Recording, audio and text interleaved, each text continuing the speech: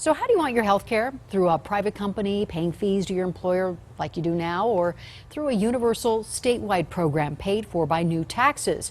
Well, Denver 7 political reporter Marshall Zellinger is here fact-checking a new ad against Amendment 69, which would create Colorado Care. Marshall? And this is how that new political ad starts, with a bicyclist going up this homemade ramp and soon to be slamming against the side of a house, suggesting that Amendment 69 is just as bad an idea. Well, a yes vote on 69 creates a universal state health care program, and a no vote keeps private health care just the way it is.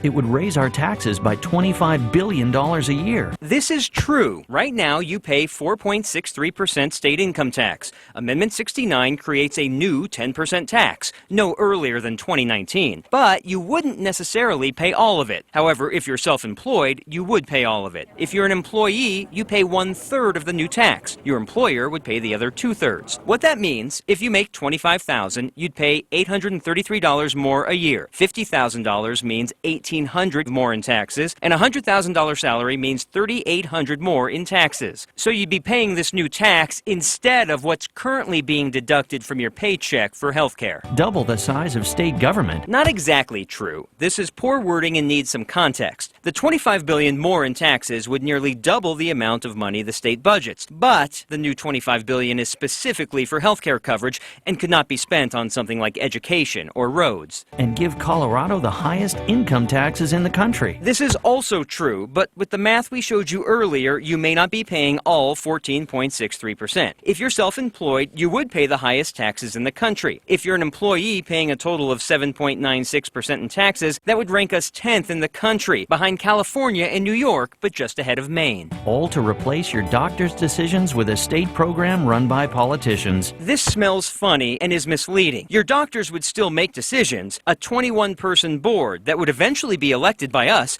would decide what providers we do business with and how much they get reimbursed.